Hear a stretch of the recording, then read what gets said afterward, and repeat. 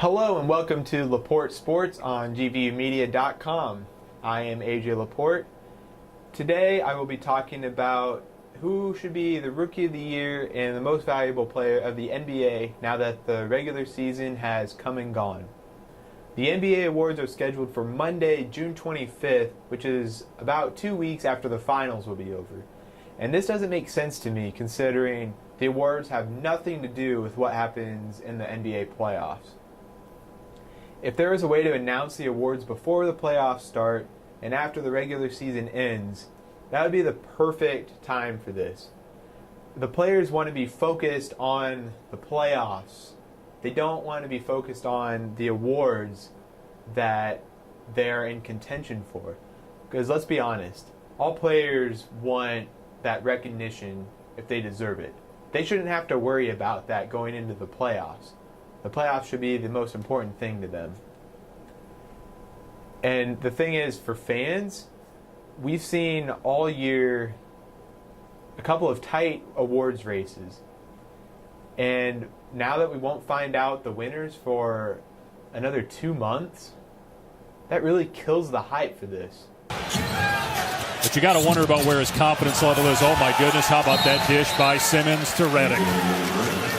And Mitchell, the slam dunk champion, showing off, and a Grizzlies timeout. And you didn't win the slam dunk championship for no reason. Anyways, the Rookie of the Year race has been one of the closest in recent memory. It appears that it's as if it has come down to two players, which are Ben Simmons of the Philadelphia 76ers and Donovan Mitchell of the Utah Jazz.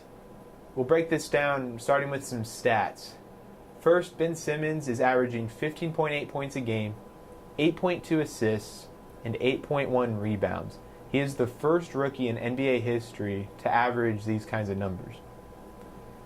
As for Donovan Mitchell, he is averaging 20.5 points a game while averaging 3.7 rebounds and 3.7 assists. As you can tell, these are two completely different players.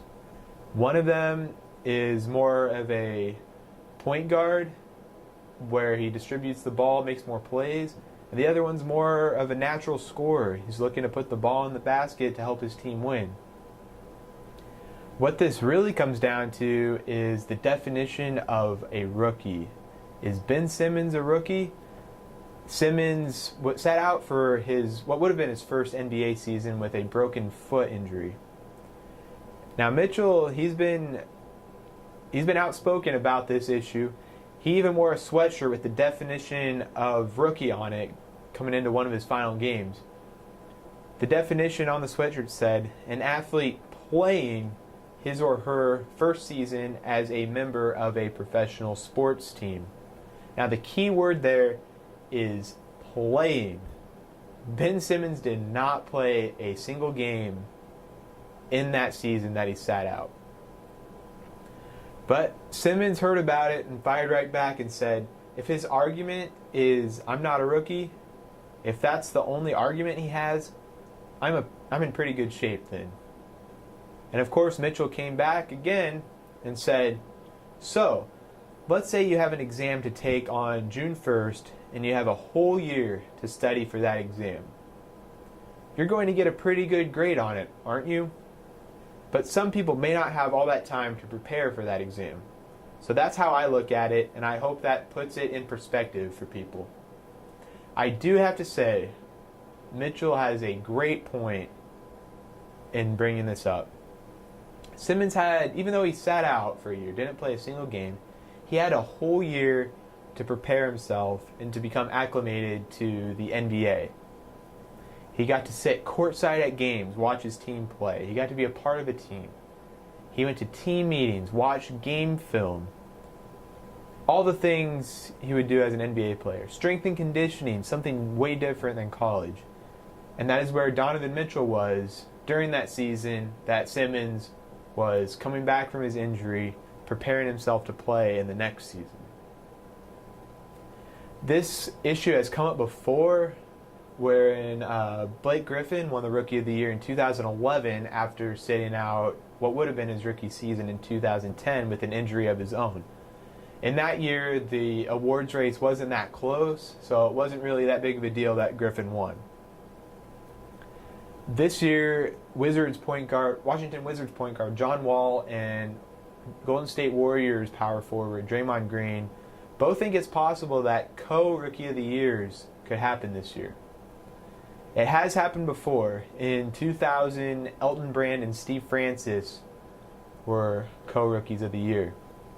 Draymond did say even though that the race is close, he does think that Mitchell will edge out Simmons in the MVP race just because of the definition of rookie. It can be different for everyone. Everybody has a different opinion on it. As for my opinion on who should be Rookie of the Year, I believe it goes to Donovan Mitchell.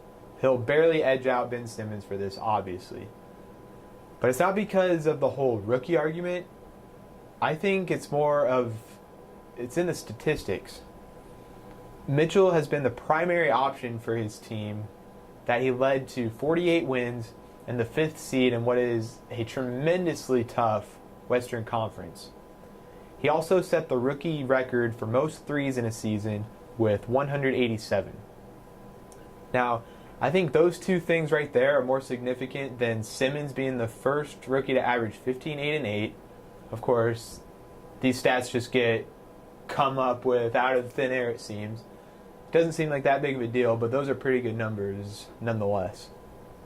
And also, he has another star teammate in Joel Embiid, which has helped the 76ers get to 52 wins and the 3rd seed in the East. So even though their record is better, I believe that Mitchell has outperformed Simmons and outperformed his expectations, and he will take home the Rookie of the Year. That's usually this man doing it. To the basket for Harden for 2. Does it every time. James Harden. James steps back. The 3 from there, Mike. And knocks it down. LeBron James from downtown.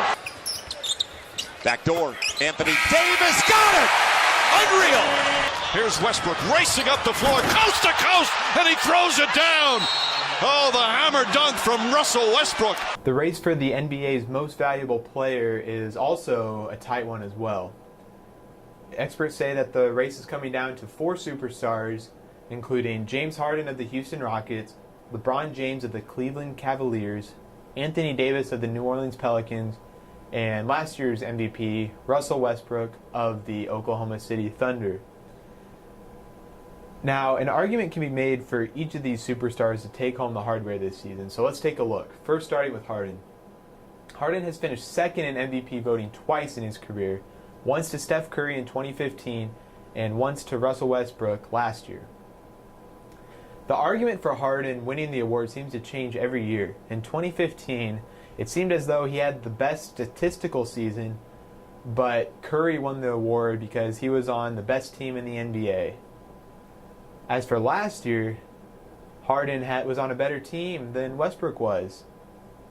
Westbrook became the first player to average a triple-double in NBA history since Oscar Robertson in 1962. Westbrook won the MVP award. This year, I think Harden has a good combination of both the team record and the stats. He led the Rockets to an NBA best 65-17, and he led the league in scoring, averaging 30.4 points per game. As for LeBron James, he has had his own fair share of MVP snubs, but this season, at 33 years of age, is one of the best of his career. Now just think, LeBron has been in the league since he was 18 years old, and not once had he played a full 82-game season until this year. Most players in the NBA hit their prime at about age 30. They'll start resting whenever possible, but not LeBron. Just when you think LeBron is starting to decline in skill, he comes back the next year even better than before. Not only did he play all 82 games, but he averaged career highs in assists and rebounds. Anthony Davis took the league by storm when his all-star teammate DeMarcus Cousins went down with an Achilles injury that put him out for the season. In the games without Cousins, Davis averaged 30.7 points, 11.9 rebounds, 2 assists, 2 steals, and 3.1 blocks per game. He basically stuffed the stat sheet. In that span, the Pelicans went from outside of playoff contention to sealing the 6th seed in the West with a 48-34 record. Now, last year's MVP, Russell Westbrook. Like I mentioned, he won MVP last year for averaging a triple-double.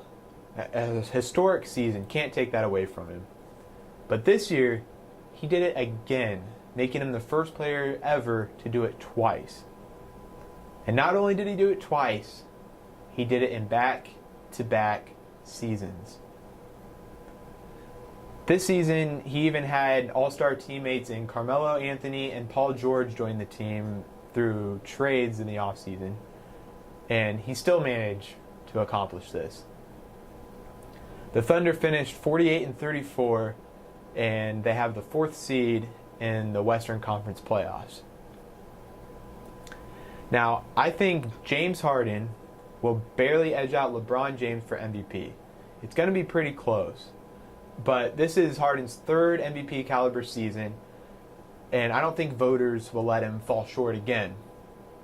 Anthony Davis would have this award locked up if he played the way he did in the second half season all year.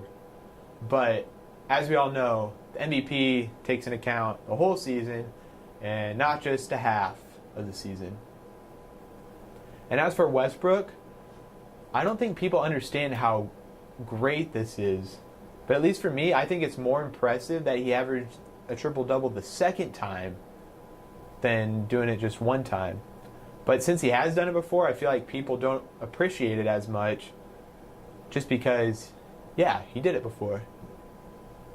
But nobody else has done what he did this year, doing it twice, back-to-back seasons. I'm not saying he deserves the MVP, because I think Harden still will take home the award for the first time in his career in this season. And that is all the time we have for today on Leporte Sports. I am AJ Leporte with GVUmedia.com. Thanks for watching.